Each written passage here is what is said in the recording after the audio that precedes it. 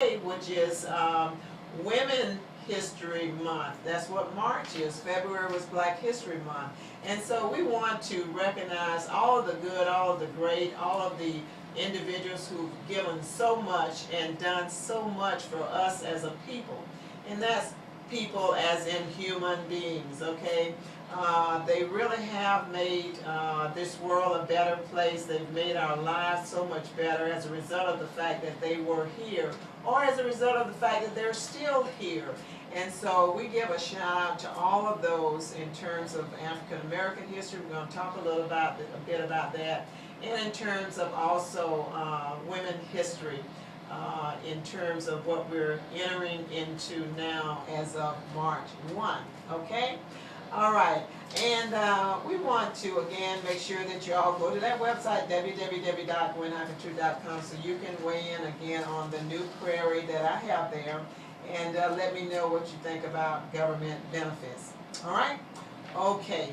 Now, my before I get to the guests, I've got to say a shout out to County of Volusia. They had their groundbreaking for the Emergency Operations and Sheriff's Communications Center today, and you know, they said that the current location, I hope I have this right, is something like maybe 6,000 or so square feet, but the bottom line is that the new location is going to be 43,000 square feet. It's a $21 million facility that again would be for emergency operations and the Sheriff's Communications Center.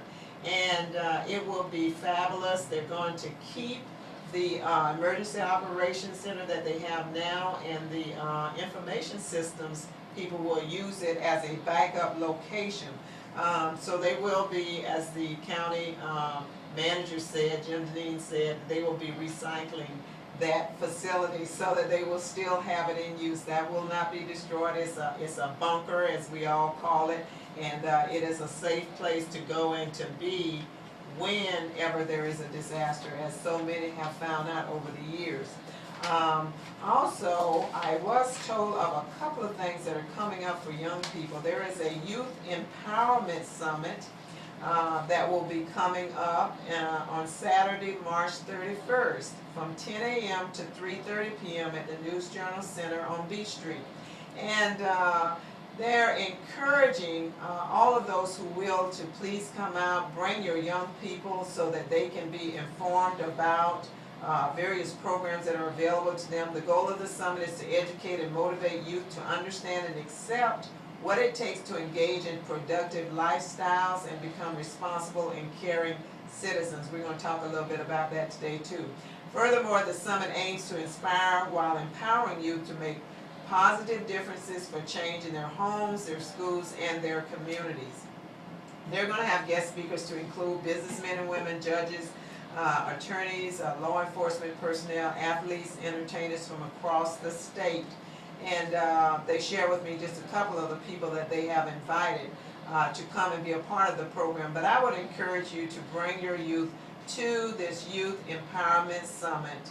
Keep Encouraging Youth is what it's called. Saturday, March 31st from 10 a.m. to 3:30 p.m. on at the News Journal Center. And I'm sure that they would want not only young people coming out, but your parents and others as well. It is free. It's open to middle and high school and college students and their parents and all youth service providers. That's everybody who works with youth, okay? So please, please, please make a note of that, and do come out and do prepare to take part in that program. Now, there are other activities and the like events that are coming up that we're going to talk about as well. And let me at this time just go ahead and introduce my guest. We have Vanessa Peterkin.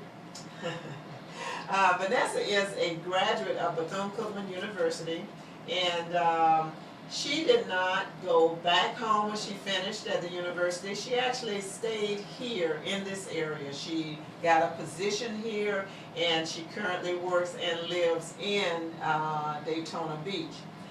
We also have Verlinda Johnson, who born and reared here in Daytona Beach, and she, though she left the area for a while, she came back and she is working to make a difference in this community. And that's the case really for both of them in terms of their desire to give back to the community, their desire to be an active participant in their community, and their desire to work to try to make life better for all people within the community as well. And so my hat's off, and I give a shout out to both Vanessa and Verlinda for what they do and what they have done, and I'm sure will continue to do for our community. Let me start, if I can, with Vanessa. Now, Vanessa, you graduated from Bethune-Cookman in what year? In 2010. Okay, in 2010. I'm going to make sure your phone is... Okay, now say it again. I graduated from Bethune-Cookman University in 2010. Okay, wonderful. And so 2010, we're into 2012 now. What was your degree in? My degree is in mass communications. It's a bachelor's of arts focusing on broadcast journalism and radio and TV broadcasting. Okay, awesome. And what specifically would you say that you took in terms of your classes and the like that really you found helpful since you've entered into the work world? Because sometimes, I know my sons, especially my younger son, who spent all of his years on campus at Vanderbilt. He was on campus, and it was like a full ride, full free ride that he had while he was there. So he didn't have to pay any bills, didn't have to, if he worked, it was like, volunteerism, so he didn't have to look at a paycheck. And the minute he finished, and he got his first job, he said to me, "Mom, what is this they're taking out of my paycheck?" Who is this taking? Why are they doing that? Oh my God, I'm the one working. Why are they taking my money out, Did you have kind of a rude awakening at all? Really, I didn't have a rude awakening because I've been working ever since I was 15. I always had that drive and that hunger to want my own money and be able to buy what I wanted to buy. I think it's my dad's fault because I would always ask him for something, and he, every parent says, "Oh, you have a job? How much money you have?" So I always wanted to be able to say, "Hey, no, let me buy dinner tonight. Let me show you guys what I've been working hard on." Wow. But I did that too when I was younger, yeah. One thing about Bethune-Cookman University, and the reason I love it so much, is because from day one, they really set you up to succeed as a freshman and going on as a senior. With volunteering with the community, there's a class, it's called Freshman Seminar. It's required by every student. You actually receive credit. And they make you go out in the community, even if you're not from here, you have to go out and find some place to volunteer. And you're representing the college, which I think is wonderful because it gives students a chance to go out and see the community that they just joined. A lot of people come from places as far as Seattle, Washington, all the way down here to Daytona Beach. So they really get to go out in the community and just see what's offered. I mean, whether it's if you know how to sing, dance, sports, everything from fishing. Like, you can find somebody to show you how to do something. And that's one thing I really liked about the school is from day one, they really instilled in us to go out and be a part of the community, get to know people, network, volunteer, because from day one, you'll need these people after you graduate. Absolutely. And that's the internships and externships that they offer at the universities and even in high schools where you're required to have community service. I'm sure, that sometimes people don't think that there is a purpose to the madness at times, but there is a reason why they do require the community service, and that's to start teaching people young that it's important to give back, it's important to be involved, it's important to know what's going on in your community, whether you end up settling here or you end up going somewhere else. So it's good to know that that Bethune-Cookman University does that, and it's so key for the person who actually started the university, because that's what she did, right? Mrs. Bethune, she actually went into the community and did an awful lot. And Verlinda, you were saying that you did this monologue recently about Dr. Mary McLeod Bethune. and her last will and testament. And so in terms of what has been just shared by Vanessa, do you, having read about her, and I'm sure you knew about her before you were reading about her, does that speak well of what she would say and what she did? Yes, it does. It speaks volumes because she was a leader. She was a role model for African American women, and I feel like sometimes women all over the world. But it does speaks volumes. Is what she does, you know, because Bethune-Cookman has come such a long ways, and it's such a remarkable school. It's just phenomenal, you know. Because Miss Bethune represented it well, and what she did was she started like she planted a seed, and it grew and it grew and it grew until it became very empowering. So she was able to empower other women, and I feel that a leader is not how much authority you have, how much power you have, but a leader is really someone who has power to empower others.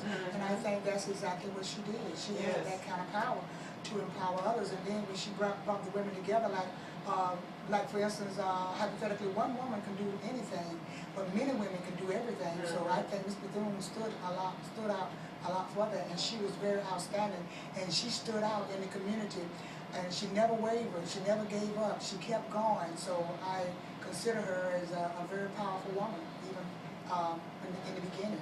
She was very powerful, and she made that school even more powerful, standing for her name, and it has high standards because of Miss Bethune. So she was not only a great woman, but also a great role model for other young ladies like Vanessa. Yes, yes. So Vanessa, now that you're out of school, and what is the motto for Bethune-Cookman? It is enter to learn, depart to serve. Okay. I knew that, but I wanted to hear you say that for the people that are listening. And so now you've departed, and what kind of service are you giving back as a result of that great role model and the great experiences that you've had at Bethune-Cookman? I came into Bethune-Cookman, most people would say, as a church girl. I believe as soon as I got here, I started looking for somewhere to worship and just somewhere where I could feel at home. So I joined a local church, and I just started doing activities with them and just meeting other people to see what else I could be a part of. Since I graduated, I also joined the Alumni Association of Bethune-Cookman College, which I think is very important. A lot of people, after they graduate, you know, they leave the school, and a lot of times you can't leave, you know, who brought you where you are. So I'm a part of the Alumni Association. Even though I have a job, I still donate to the school. I think that's a big thing that people should always do, is give back to your HBCU. That goes a long way. I try to teach young girls how to dance. That's really something that I love to do. I'm originally from West Palm Beach. Back at West Palm Beach, I actually had a dance troupe, and the focus of the troupe was to get young kids out of the streets doing something positive. A lot of people say that, you know, the young generation is going down and they're getting in so much trouble, but people need to ask themselves, what am I doing to help the kids? Everybody pretty much has a talent or something they're passionate about, whether it's sports, singing, you know, musicians. And if people would just grab kids, you know, locally in your neighborhood and teach them a talent, you know, it would make a difference in a child's life. Get them off the streets, doing something positive, give them something to be positive about, that, you know, they'll go farther on and do. So that's what I focus on. Mine was dancing, so I like to teach younger girls dancing and cheerleading, you know, fun stuff that they can use. And it's also a way for them to stay fit. Right. So that works out perfect. It all really falls in line with what Michelle Obama, First Lady, says that we need to be doing, and getting our young people who have such a terrible problem, as do all ages, with obesity, which is one of the #1 issues for for we who live in this country. So anything we can do to get everybody off the couch and get them